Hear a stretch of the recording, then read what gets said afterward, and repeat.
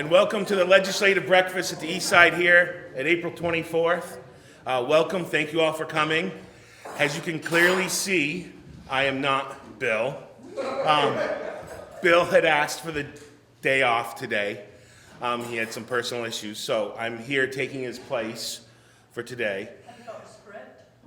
A script?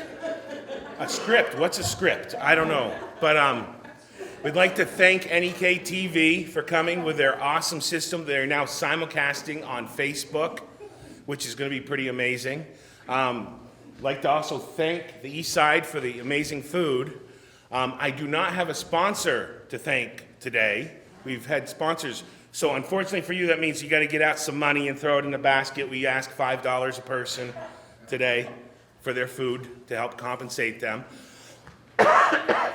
Our scheduled presenters are Senator Russ Ingalls and Representative Brian Smith and Woody Page, Representative Woody Page. And we're going to try to stick to the format a little bit more. Each representative and senator will be given 10 minutes to speak. And then afterwards, during the question and answer period, you will still have to come up here. But we are trying to reduce the amount of extraneous speaking when it comes to the questions. It's a question period. So please just come up and ask your question. Okay? And I just want to give everyone a heads up because I'm the moderator. Okay. So, again, I'd like to thank you all, and we'll begin with Senator Russ Ingalls. Thank you all. Thanks. Unfortunately, 10 minutes gives me about time to get my first name out, so that's good. But we're wrapping the session up. The budget got voted out on Friday. It's $8.6 billion budget. It's the largest that the state's ever had. We're spending down through all the COVID monies that we've had. There's a burn rate on that. It looks like 2027. That will be through all of that, and then we're already starting to see reality. Out of this $8.6 billion budget, there was nearly $500 million that extra asks that obviously weren't included because there's no money. There's already some bills out there that will probably get towards getting passed towards law that even though we've spent $10 billion during this COVID relief times, the supermajority feels that there should be tax increases. So you're going to see some tax increases on some items that we just really don't believe that should be going on, but that's a reality of. It's not all bad as far as where the budget is. We've had some hits or misses. We have a housing bill out there, unfortunately. It's going to spend quite a few $1 million, upwards of $100 million, and we don't expect it's probably going to build any more houses than what's being built right now, just because we had some tweaks in there that would allow more houses being built in communities that had capacity for them and wanted them, but the builders and financiers of these projects just do not want to have the delays of Act 250. It adds twice the cost of projects, and so like South Burlington, for instance, says we have all these beautiful developments that have 9 houses in them. They could easily had 25 houses in them. The reason why they have 9 houses in them is because the 10th house within 10 miles would have kicked in Act 250, and the developers just want to get their projects in and get paid back for what they've done, even though these developments could easily have put in nearly over double those houses and still not kicked in Act 250, and it would have been a win-win for everybody. But there's a housing bill out there. They're working on some paid family leave. It's unclear whether the governor will sign that or not. Again, just above and beyond what the governor had proposed by about 3 times. So we're gonna work through some of that. I think just the order of the day is that Montpelier's a little tone deaf of really what the state can afford, and really what you've asked them for. we're gonna struggle here for a little bit. All the economists are saying that there's a downturn coming, and that we need to tighten our belts up, but we haven't seen that down there yet. But we have a $204 million capital bill that's going to be out on Tuesday. I'm in charge of that as far as chair of institutions. We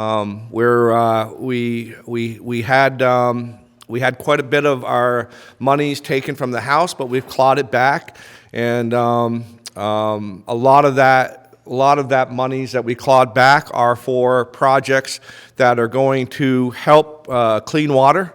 We have a lot of communities who are working towards either fixing or expanding or putting in new sewer systems to keep the waters from flowing into the 4 basins of water that we have in the state, and that's a good thing. So we're working a lot on that.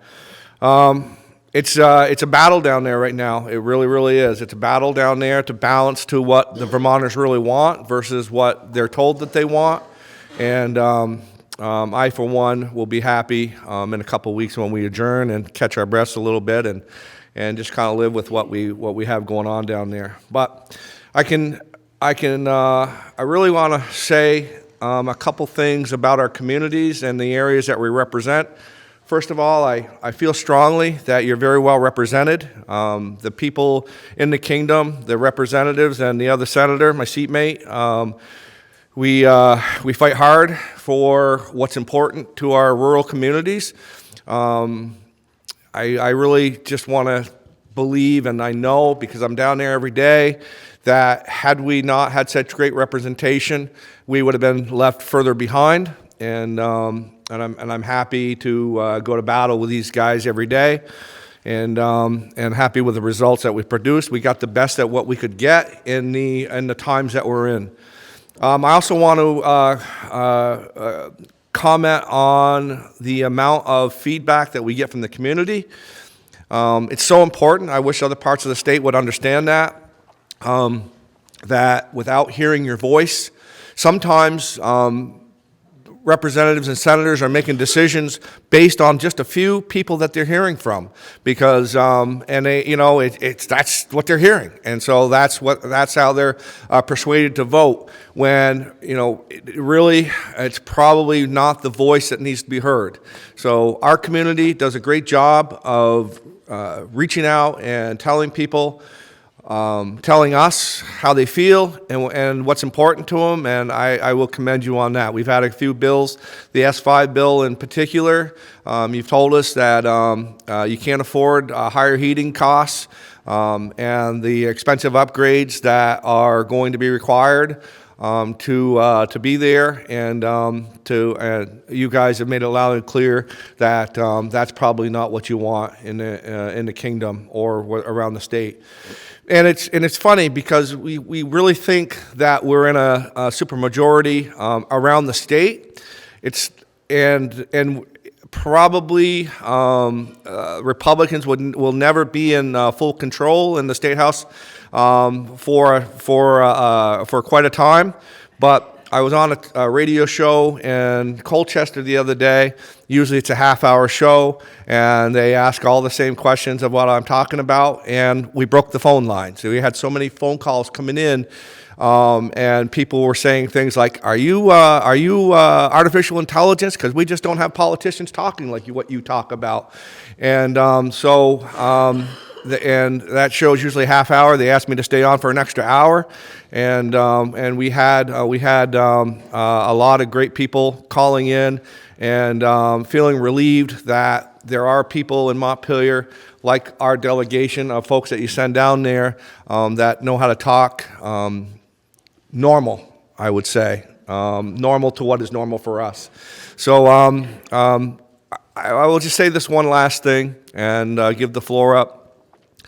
We don't have a problem of too many people that don't think like us in this state. We have a problem that we don't let our voices be heard at the polls, at the voting stations. For whatever reason, we just don't vote in the numbers that the other side votes in, and we need to do that. We need to make sure that, well, if you don't like mail-in ballots, then make sure that you get to the polling station to vote while the polling station is there.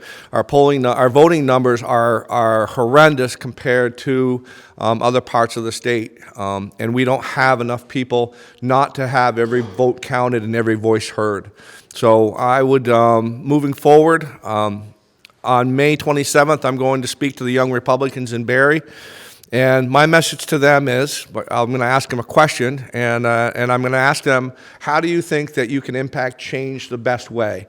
And I know they're going to have 15 things that they're going to talk about or want to talk about, and I'm going to let them get through about half of them. I'm going to say that's great, but if you really want to impact change, your 18 to 40-year-olds vote about 10% of what the population is. You have a lot to say, you're very active, but you just don't vote. So if you want to impact change and you want to make a difference and you want to make sure that Vermonters' voices are heard, please go around, and when you go and vote, bring 5 people with you and have those people bring 5 people with you and have those people bring 5 people with you, and let's just make sure that we have a true representation, at least a balance in the state or in Montpelier for what we really want to see Vermont looking like for the next 30 years. But I thank you. I thank everybody for coming very much, and thank you for your support. And we're almost winding down in Montpelier, and I'm winding down now. Thank you.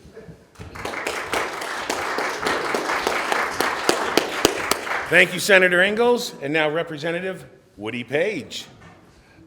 Oh, did I break up am I supposed to do Brian's first? See, this is what happens when you don't have a script, just so you know. Thank you, Woody. No problem. Apologies, Brian. No problem. Just a few things. On Saturday was Earth Day. It's my understanding that over 1 billion people observed that special day. And I guess maybe by accident, S5, the heating standard bill came up before the House on Thursday and Friday, and of course it passed. I did receive a lot of notes where our constituents called in and said, please do not vote for S5. There's a lot of fear out there what S5 could do, and I wasn't going to vote for it to begin with because there's too many questions related to it that are, I think, that are unanswered as of right now. But thank you for those letters and those phone calls that you sent all of us. And it wasn't just, my colleagues here, but I would imagine that throughout the state, a lot of legislators and senators received those notes and phone calls. Here, I think we listen to our constituents. I think because we're from the area, we have an idea of what things can do to either assist you in living well here, or that can hurt you. And S5, I think, does hurt our folks here, and I think ultimately will hurt our residents of Vermont. We did try in the House to bring up some amendments that might make S5 a little bit more friendlier. One of them was to put a cap on the amount of costs that it would cost individuals for their heating fuel or their transportation fuels. That was shot down. Another issue, another amendment that was raised was the,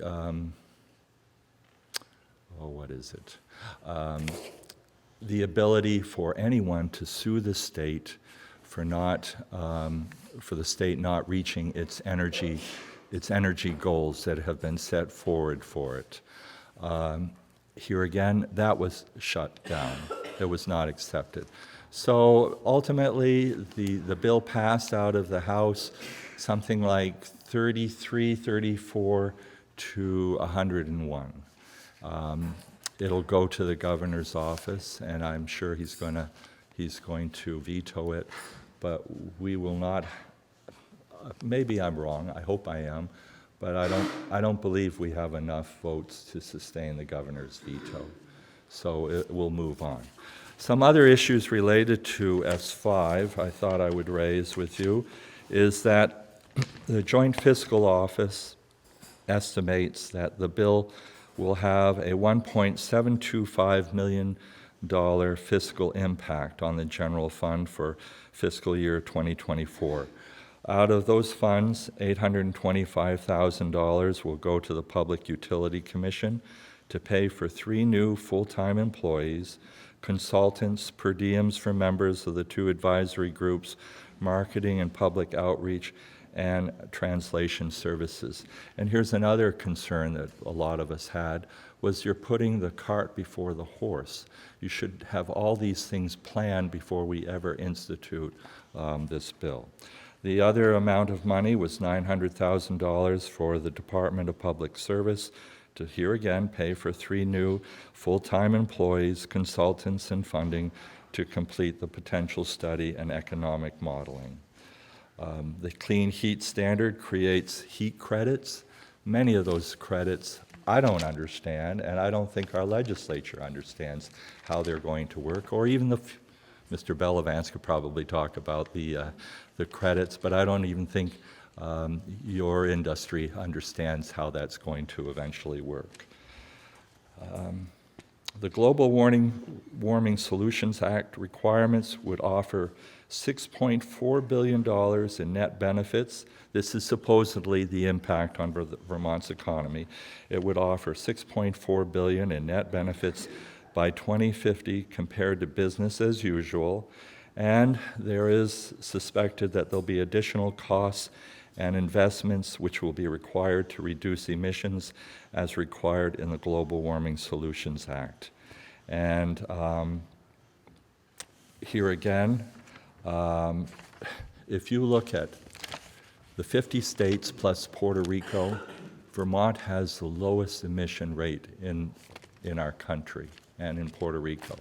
And by reducing these emissions, we pretty much have been told that it's not going to have an effect upon global warming. But that said, I think we all have a requirement to do our best, but here again, S5 is not the bill to do it with. Senator Ingalls talked about the appropriations, Senate appropriations passing out the bill, the budget bill, and it'll come to House appropriations sometime next week, and we'll take a look at it. We'll see what can be done. Here again, there'll be a committee of conference between the House and the Senate and the executive portion of government that will work out that budget. What else can I tell you? You know, in many ways, we've looked towards the Senate to be the grown-ups down there and to make the changes to the House bill that we passed. And I'm hopeful that that has been done, but we'll soon find out what occurs. Are we done with me? 3 more minutes.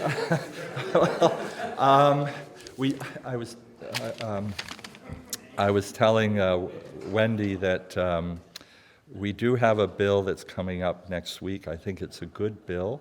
It's related to protecting our medical workers in the hospitals. It will allow, the hospitals that are, a lot of staff are being threatened out there. They're being, punched, kicked, spit on, which is just absolutely ridiculous. I don't know what has caused this to happen, but we have this bill, I think it's H36, it's coming before us this week, and we'll be passing it out to help protect our medical workers. Hopefully it'll do what we're proposing in protecting those workers. So at this time, I'll cede my time to Representative Smith. Thank you. So Representative Smith, you're next, and you got an extra like 5 minutes because they all conceded time to you.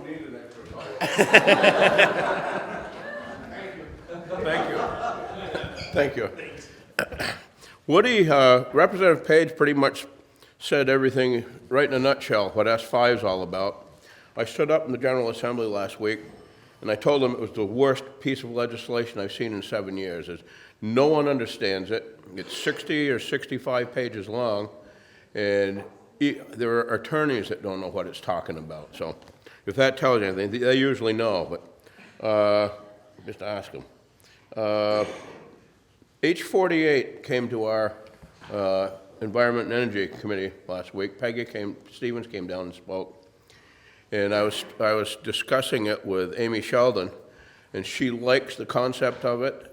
She hasn't said what we're going to do with it yet, but just so you know, it's going to be, and our ranking member, Representative Bongartz, thought it was good to discuss, so there's going to be further discussion on looking after the lake, I hope.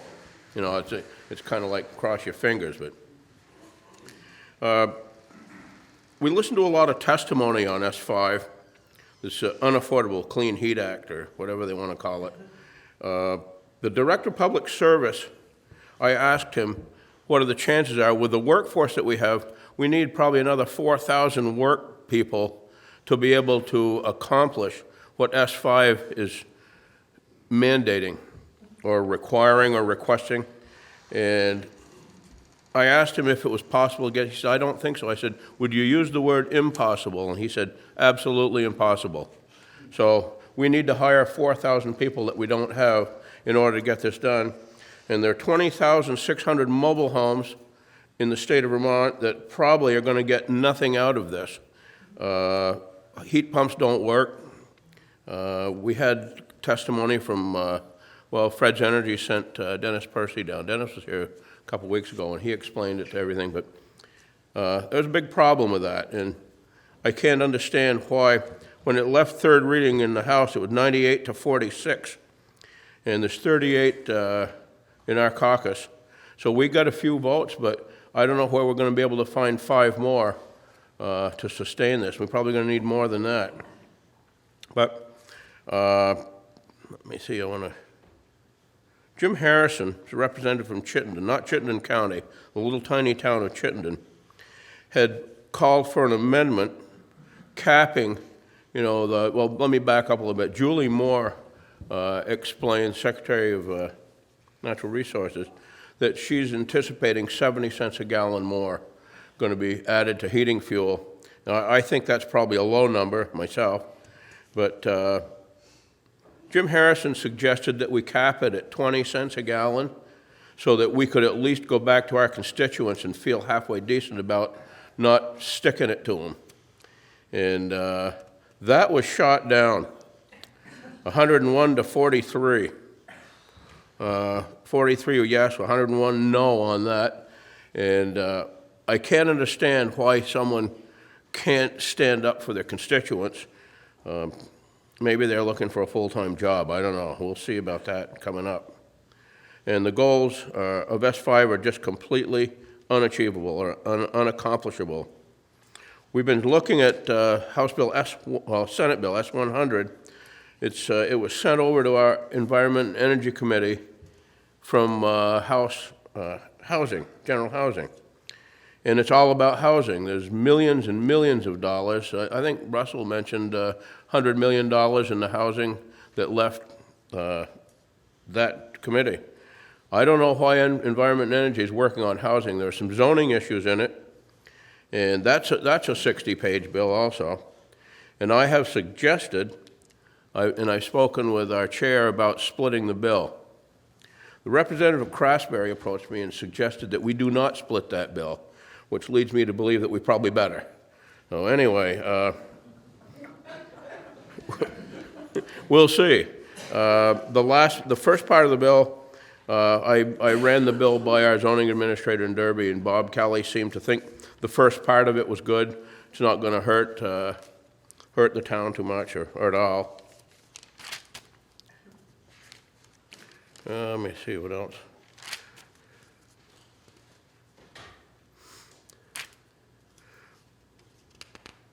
We had a trapping bill that probably isn't going to go anywhere. I listened to some folks talking about trapping. We didn't have very many people that came in to talk about trapping, just people that didn't like trapping and did most of the testimony. So S5 is what we're working on, and S100, and we'll see where that goes this coming week. But Representative Page mentioned all the things going on with S5, and Russell did, and that's the big concern right now, that Vermonters are going to get stuck terribly. And we're kind of got our hands tied behind our backs, but I got a feeling that with all the hard work that Senator Ingalls is going to be doing in the Senate, he can probably put a stop to S5. So I think you got a pretty good shot at that. So that's about all I've got. And I usually the last couple of weeks when I've been getting to the Capitol, I walk up the steps Tuesday morning, the first thing I think of is, God, only 4 more days to the weekend. So thank you.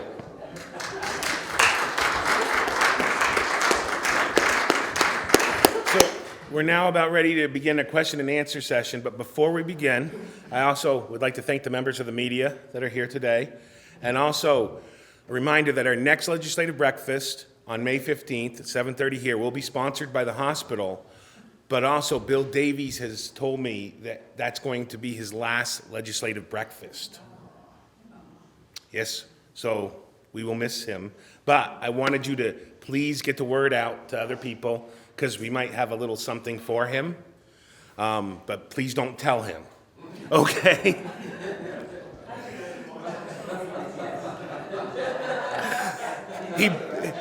He's not going to check the internet, so we don't have to worry about that. No. Okay. So now the question and answer period. Well, we've got Bernie. And state your name and your address for the camera. Yes, I'm Bernard Peters from Irisburg, Vermont, and I've been listening to all this stuff going on. It's amazing that some people in Montpelier seem to have this ability to read the future. They already know there's going to be tax raises when we had all this money. I mean, I told Scott at one time when he talked about all this money, I said, We've modified the formats. Questions? Okay. My question is, why are we going to raise all these taxes? Because first of all, the population of Vermont is getting smaller because all the young people are leaving. There's no jobs. There's no jobs for them at all. And there's a lot of us mature people who can't pay no more. So guess what's going to happen to us shortly? We're going to say bye-bye, and we're going to go somewhere else. There's going to be no tax base pretty soon. We don't have no jobs. We don't have very few jobs coming in. The workers are leaving, and the elderly people who have been here for generations have basically got to the point, said, to hell with it, I'm going where it's warm, and I ain't shoveling no friggin' snow. Thank you, Bernie. Thank you, Bernie. And we'll begin with Senator Russ Ingalls.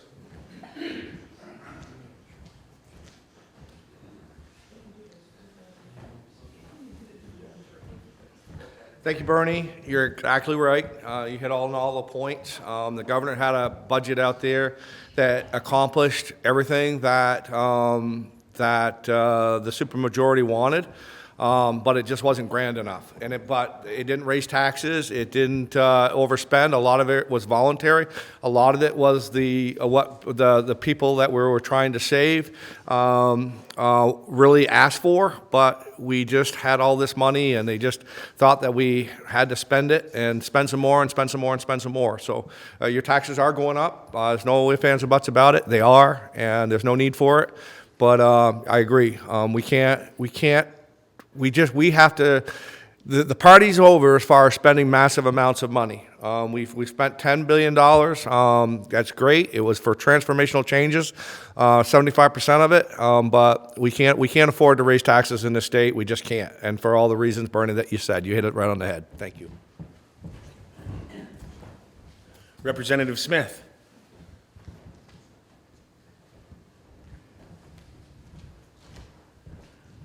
I'm going to call you Bernard. I don't like the word Bernie.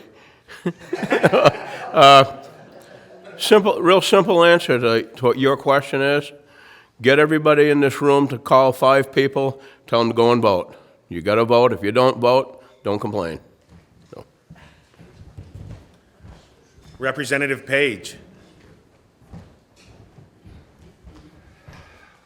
Well, I would say that there are some good things in this budget. We've made increases to rates for health care, human services providers, to include dental services, primary care, designated special service agencies, assisted care services, adult daycare, and home health services and nursing homes. That's the good thing, okay? But a lot of the other stuff that we're passing, the bottom line is it's unsustainable. And that's why we have to raise the taxes, unfortunately. There's been some discussion about the Department of Transportation raising fees. Approximately 20% of all the fees in the Department of Transportation, your car registration, your driver's license, all those fees are going up. And why, as well as other fees? It's because the budget is unsustainable as it is. Next question. Yes.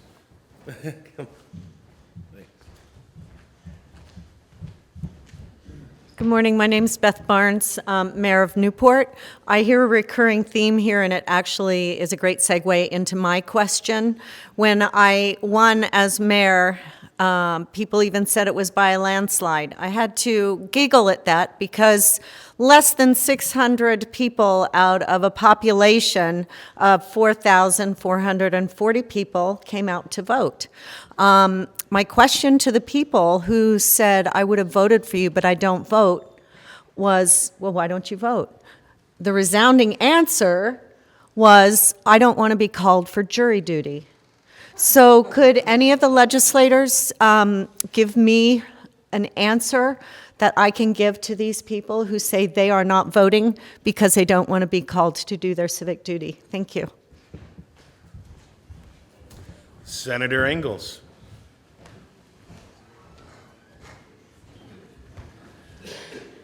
So that's the first one I've heard. I've heard a lot of other reasons. The polling stations aren't open long enough, or my vote doesn't matter, or and a lot of other stuff. At the end of the day, the people who don't want to vote, they can make whatever excuses that they want, but they really just need to be quiet about their opinions on stuff. If they, if you're not part of the solution, you're part of the problem.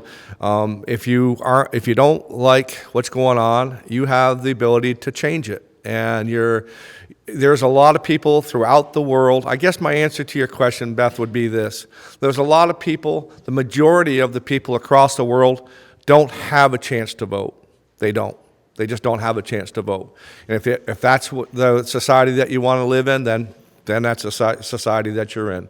A lot of excuses to why they don't vote, but I haven't ever heard a good one. That's the first time I've heard that one, but I'm not saying it's a good one. But if you want to impact change, you've got to go and let your voice be heard, and you got to vote. Thank you.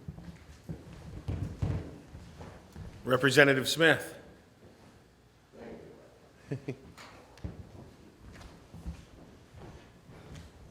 I think, Beth, that people that go to motor vehicles, get driver's licenses and register their vehicles, I think, and I'm going to find out, I'll find out tomorrow if I'm lucky, that's where jury duty names are drawn from, is a list from motor vehicles. But I'm not positive. I don't think it's a checklist or the voter checklist, so I'll find out and you'll know about it before the end of the week. Thanks, Brian. You bet. Representative Page. When I run, and I generally stand outside of the municipal building on voting day, and I look at the people that are coming in. They're predominantly older Newporters for my district. I don't see a lot of younger folks there. And as a military retiree, if you don't want to vote, I would say I would defend your right not to vote, although I do believe that it's your civic duty to vote and to try to make a difference in our country. As Senator Ingalls said, all you have to do is travel overseas. Go to Russia, go to some of these other countries, and you see how important it is to have a good, strong democracy and the ability to vote. So I guess that's the only thing I can tell you. Thank you. Any other questions? Yes, question right here. Hi, I'm Mary Hauser. I'm from Newark. My question is regarding S5 again. It looks like the governor is going to veto S5, but where are we going from there? I know it goes to a vote to see if the veto will be sustained, but does it go to the Senate first, the House? As residents, what is our best course of action? Because apparently this is a very unpopular bill. Do you appreciate phone calls to the Sergeant at Arms? Emails, is that better? Or should we just show up at the State House with the sign, no S5? People seem to have forgotten that we have the right to assemble in this country. So what is the best? What do you appreciate more? What do you think is the most effective to knock this out? Phone calls, emails, show up at a rally on the State House lawn. Thank you. Thank you for the question. Senator Ingalls. Thank you, Mary. All the above. All of the above. Every bit of it. So to answer your question, what happens is the governor's going to veto it. There's no ifs, ands, or buts about it. We have one vote away in the Senate from holding that veto when the governor vetoes it. And there is probably 3 senators who are on the fence about it.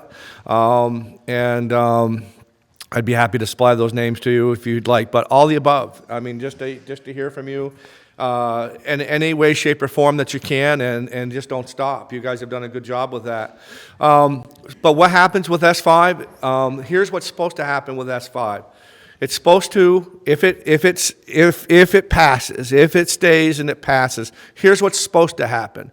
It's supposed to come back in January of 2025 as a brand new bill that's supposed to go to the committees of jurisdiction. It's supposed to go to the House. It's supposed to go to the Senate with all the committees that can touch it. And then it's supposed to come up for a vote in those committees. Then it's supposed to come up for a vote again in the House and in the Senate. And then the governor is supposed to be able to have a say on what goes on with that. So this battle isn't over, even if it does pass. But there's some language in there that says that none of that needs to happen if they don't want it to happen. So the pressure needs to stay on. You know, we're still fighting, we're still swinging, and I apologize to everybody. I apologize to everybody for spending so much time on this. I really do. But you just can't imagine the magnitude of what this is going to do for rural Vermont. 80% of our population is paycheck to paycheck. The governor, one of his lines that he had that struck me the most was that it doesn't take very long to go from the blue tarp roofs to prosperity in this state. And it's just so true. And it's not just in the kingdom. It's you know, every district has people who are just trying to just figure out their way of how they can make it in this state. And I have one formula that I use, and I apologize for being a little long-winded on this, I really do. But I have one formula that I use every time a bill comes up, and it's this. And I apologize for the way that it is, and I've said it here before, but I just can't get it out of my head. A bill comes up, and all I can think of is this single mom with 3 kids who is doing everything that she can do to provide for her and for her family and to make life better. And I look at that bill and I'll say, is this going to make her life better? Is it going to keep it the same, or is it going to make it worse? And that's how I vote. That's how I vote. People in this state deserve to get up every day, not with drudgery, but with optimism, and to go and say, you know, I'm going to have a good day today. Things are going to be great today. And I'm just going to go there. I'm going to knock it out of the park. I'm going to see my family at the end of the day. We're going to have a good time, and we're going to have plenty of food. And we're going to make sure that the cable bill comes in, it's paid. We're going to be sure that we can keep fuel in our tank. And this bill is disruptive to our way of life. It keeps me awake at night. It really, really does. It just bothers me to this point for no good. 640,000 people cannot change the climate in the world. Vermont, if we were to enact every bit of what's been proposed, every bit of it to what's been proposed, a half a day in China eats up our whole year. So it's just, yes, I believe that we should do our part to leave this world in a better place than the way that we found it. And we do in this state. We already do that. We spend over $400 million a year in climate initiatives to make sure that we keep this state green. This is just something, this bill is harmful to all of us, no matter where we are in life, but it just pounds and keeps people pushed down to levels that it just does. It just makes life a lot harder. So that's why we spend so much time on it. Thank you. Representative Smith. In answer to your question, do all three. And it would be great to see 5,000 people standing on the lawn down there. And if somebody could get it organized to do it, it would be hard. It's a hard thing to do, but letters to the House, the Sergeant at Arms, senators, legislators, don't stop and just keep telling more and more and more people. It's easy site to find on the internet, so that's my answer to that, and hopefully people will smarten up. Representative Page. I would agree with everyone that has spoken, but I would direct my letters and my phone calls to the House Speaker, as well as to the Senate Pro Tem, and take a look at who voted in favor of this bill. I would not recommend sending the letters to your Northeast Kingdom legislators, because you already know how we feel about it. Every one of us has voted against this bill, except for one individual, and I'll leave it there. Thank you. Next question. There we go. Thank you. My name is Effie Brown. I'm a Derby resident. I don't vote Democrat or Republican. I vote for the best candidate, and I'm really pleased that you all are here. My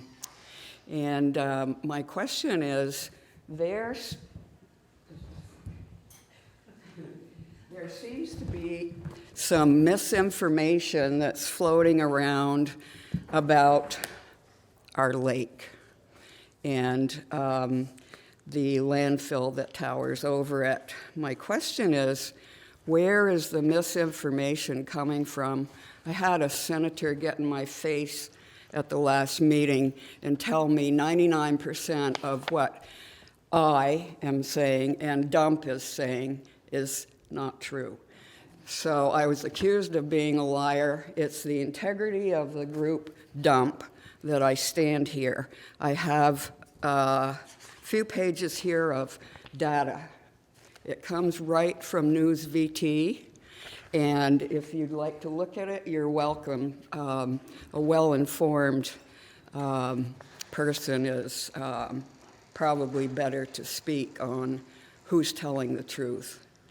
Thank you.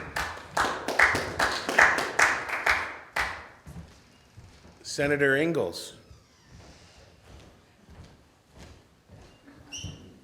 Actually, that was me. And it was me. And we don't have a problem with your mission, but we do expect that you to tell the truth. That's what we expect. And we've met with Casella, we've met with the state, we've met with everybody. This landfill is not leaking. But what you don't tell There is stuff up there that is leaking. There's stuff from 100 years of that being used as a landfill, of harmful stuff that's there, and it's leaking.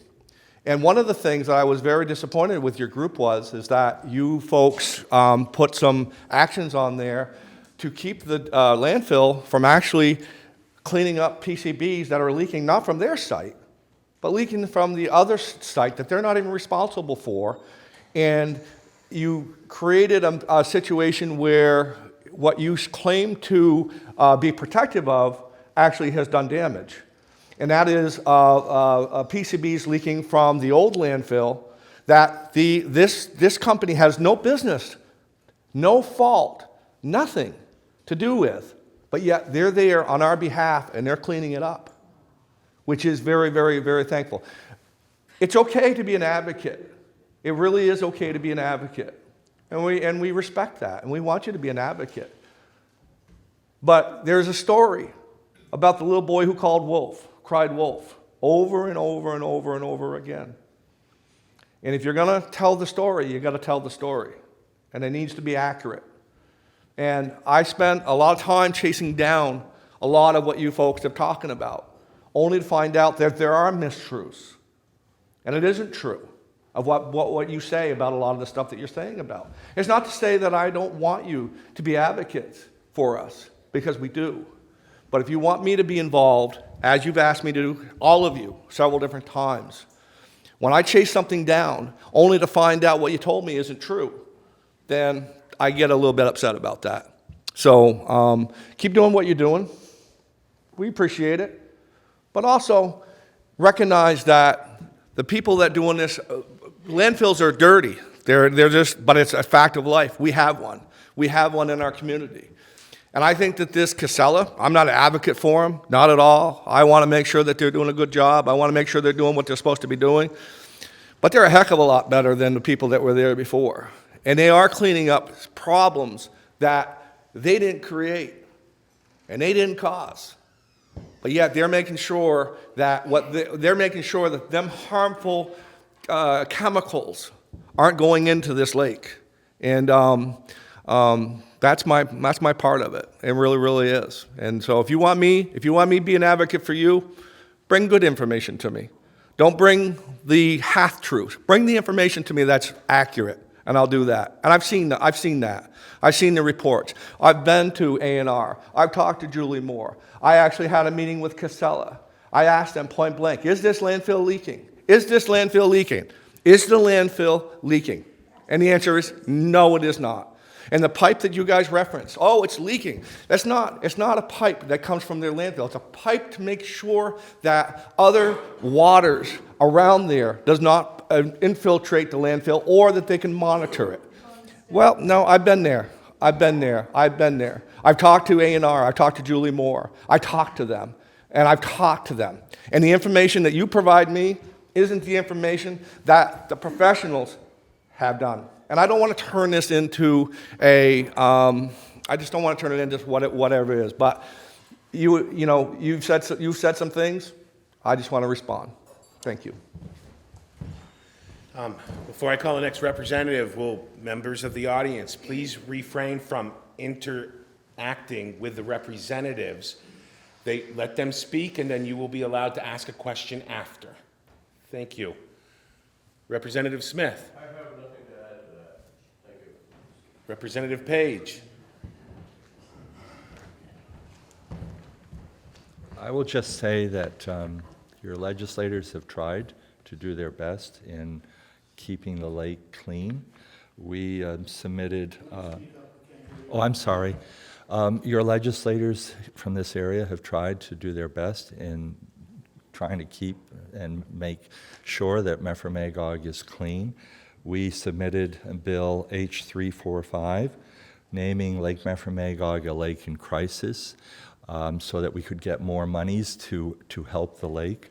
We also submitted H48, which was to increase the revenues for Vermont that Vermont receives for the disposal of solid and hazardous waste materials from outside the Northeast Kingdom to the Coventry landfill. The increases in those charges from outside the Northeast Kingdom would be used by the state to try to locate and set up an additional landfill either within or outside of Vermont. And we put a timeline on that for 2 years. That's why Ms. Stevens went down and spoke before Representative Smith's committee on that bill.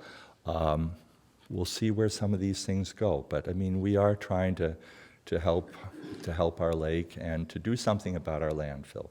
No, you know, I have a constituent that looks out onto the landfill, and what distresses me the most about it is that, you know, this person says, I used to look out my kitchen window and I would see the Willoughby Gap. What does that person see now? She doesn't even see the Willoughby Gap. She sees Mount Casella. And that's a sad state of affairs. Go up through Pleasant Street, look over at the cemetery, and in the distance you see the landfill. It's kind of a sad view, considering we're supposed to be green here in Vermont and environmentally friendly. So I'm not going to address some of the other comments, but we are trying to do our best. Thank you. Yes, we have. I know that Ed Barber, Newport Daily Express. I know we're featuring 1 senator and 2 representatives today, but we have 2 senators and 3 representatives who had showed up. My question to them, to all of them, is: will you work with Casella to support a move to have the Agency of Natural Resources make an agreement they will not take our pretreated effluent and put it into the Lake Memphremagog watershed? Simple question.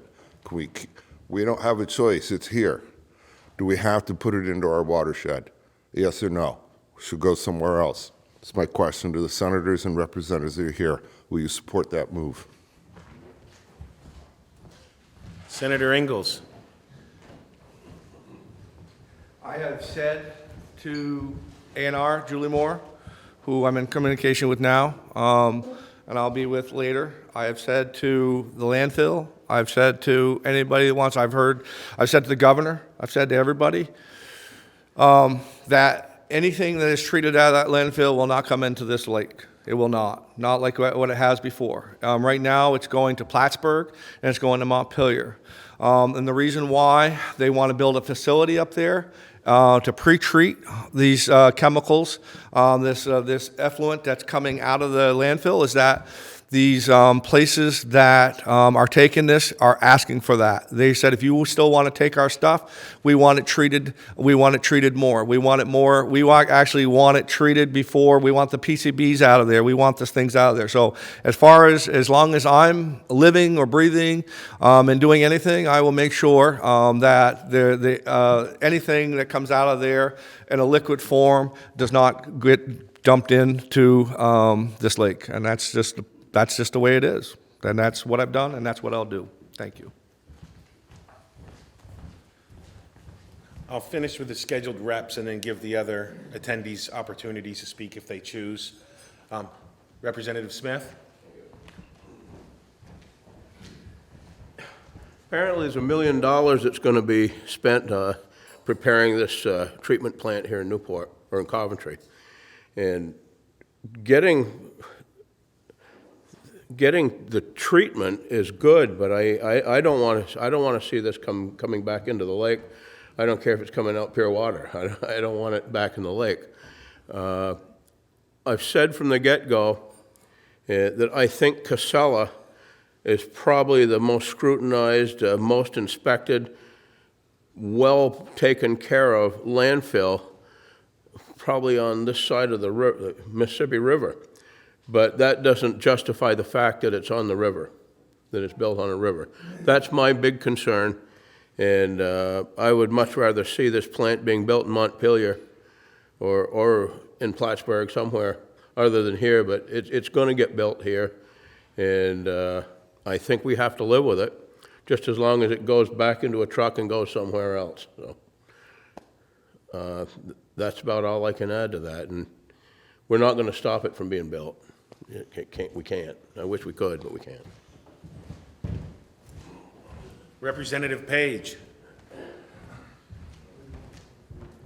Here again, I do not want to see the leachate processing plant built here at Coventry. Again, I'm afraid it's going to be. And I am not in favor of any treated leachate being processed in our waste plant here and being put into Lake Memphremagog. Senator Starr, would you like to respond? Well, I can. I wasn't planning on talking. You know, you We have learn. plenty of time to fill, so you're good. Well, a wise person once told me that we have 2 ears and 1 tongue because you learn twice as much by listening than you can by talking. But the dump is a serious issue. And, you know, I really don't know if you're better off treating it here or in Montpelier or in Plattsburgh. If you've got it at a central location, which the dump is because that's where the problem is, then the vehicles traveling can go in either direction to where they need to go. As far as, you know, I feel that Casella does as good a job managing the facility as any landfill caretaker could be. But the dump in general should have never have been there. And when that was started, it wasn't 100 years ago. I believe Charlie so-and-so started that, you know, maybe 50 years ago. And it should never have been allowed with the river right nearby in the South Bay. And the landfill should have been sited someplace centrally in Vermont. You hear about green, we got to be green, and here the state is running trucks, and I'm a former truck owner and know a little bit about running trucks. You're running them the whole length of the state to get to Coventry, and then they're going back empty. And, you know, they're putting out exhausts and everything else, even though these new trucks run as clean as this microphone stand. It just doesn't make sense to run vehicles the whole length of Vermont to bring trash here. It should be centrally located. As far as, you know, trucking that stuff to Plattsburgh or to Montpelier, you know, it's a 2-hour at least a 2-hour drive to Plattsburgh. So I think it will be built here, not from any support of us that are here, but this lake out here, you know, that's our lifeblood for this area in the summer.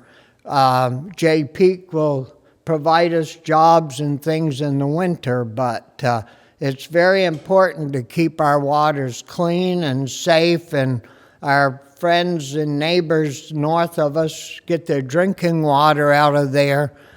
So that's very important as well, to let clean water flow to them. So, you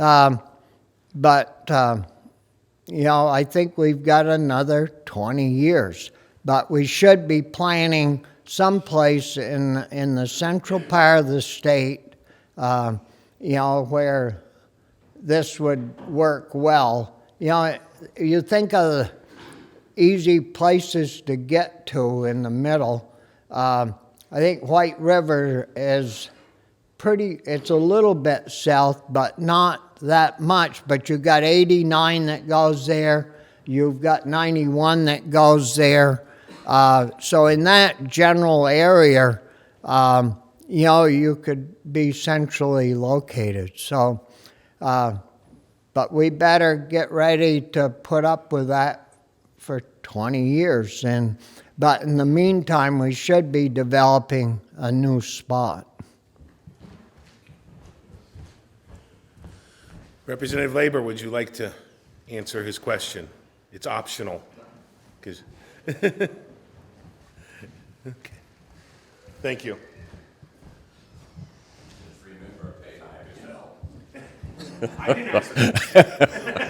I will get you. I suspect folks are going to get sick and tired of hearing me this third time in a row. I'd like to change the subject just a little. Since we can't change what Casella is doing or what A&R is doing, that ship has already left the port.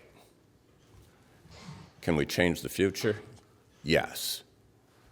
And that's what we should try to do. Just remember, November 24. Now that that is said, let me describe some of the things that are happening that come into your, probably not your emails, but they're public knowledge. Farmington, Maine, for instance.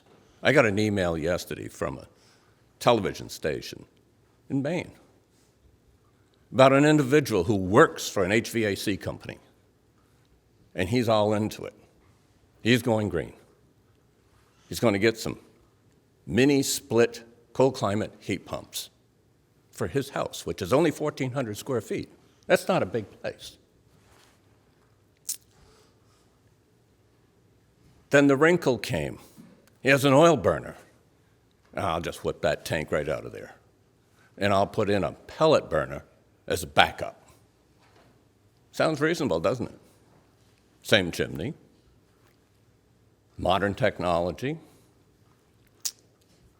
But then he went to get his house insured because of change of systems. There's no allowance in the insurance industry for that to be primary heat. They will not insure him. That's a new wrinkle, isn't it? So before you take a dive into the cold climate heat pumps, check your insurance carrier. Because if you plan on making it primary, you may have a problem. You may have a problem with your wallet when you get your electrical bill. But that's neither here nor there. You want to know why the DMV is raising their rates? Well, let's tell the truth here. 8,800 EVs are in the state not paying any road tax. Fancy that.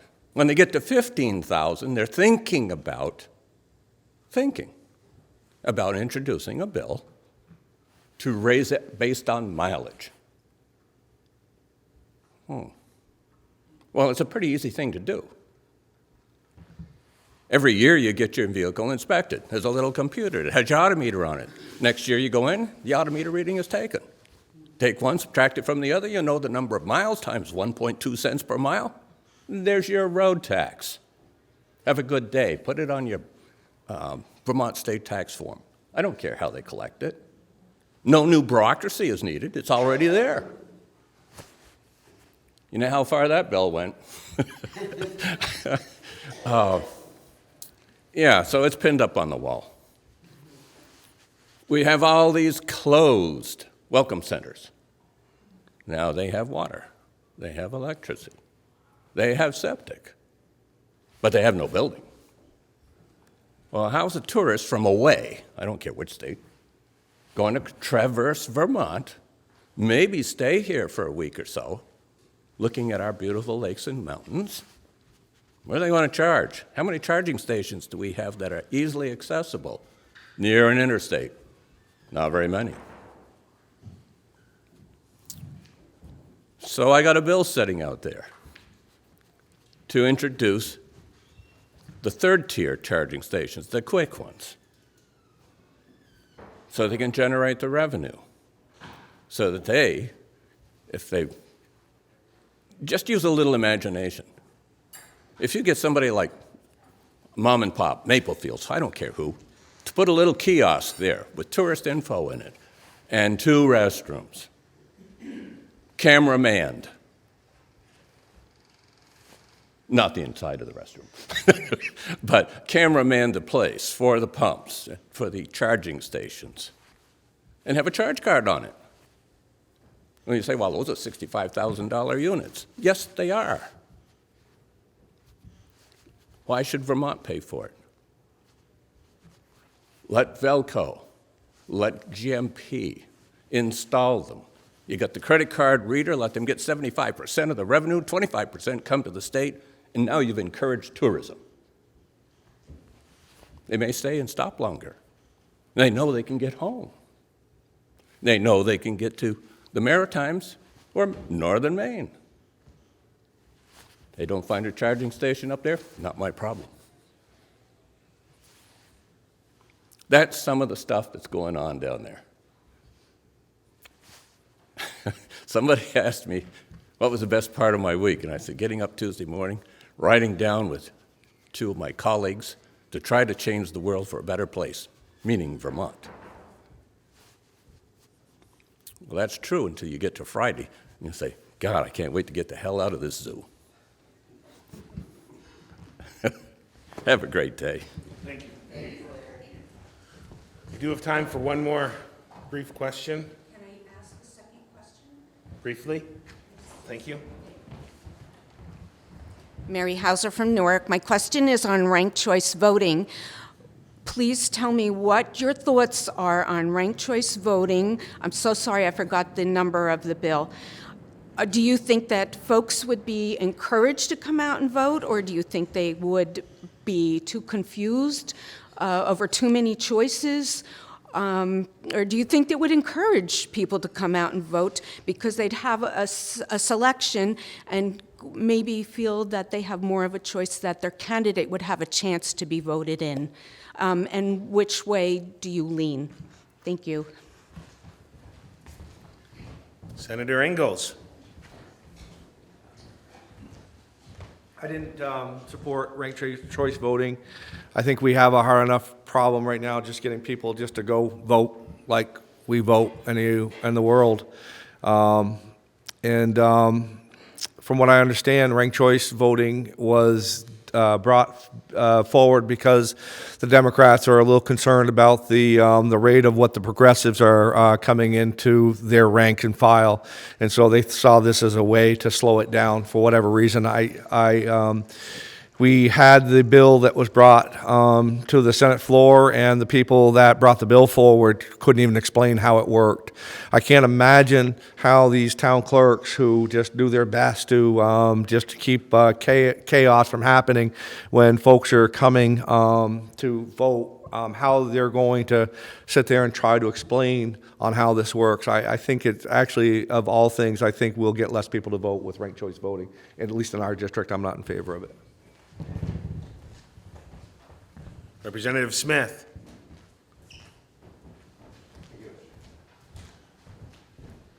I don't like ranked choice voting. You go and vote for the candidate that you support. If Burlington, Vermont, and their progressive city council believes that ranked choice voting is the way to go, pretty obvious what I think. So, that being said. Representative Page. I'm not for ranked choice voting. Maine actually has that now. And if you remember a few years ago, the city of Burlington also had it. They were not pleased with the candidate that actually won the mayorship, and eventually they did change it. Now they want to go back. Doesn't make sense to me. So again, I'm not for it. That actually went quicker than I expected, so we do have time for another brief question if anyone. There you go, Beth. Yes, it has to be a question.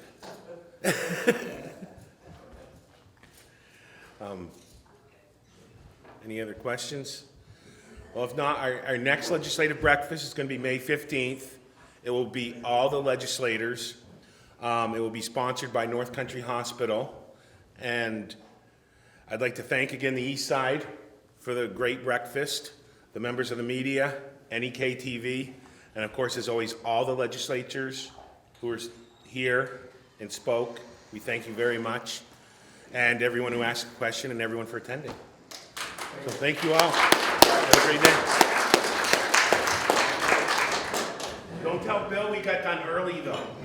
Like.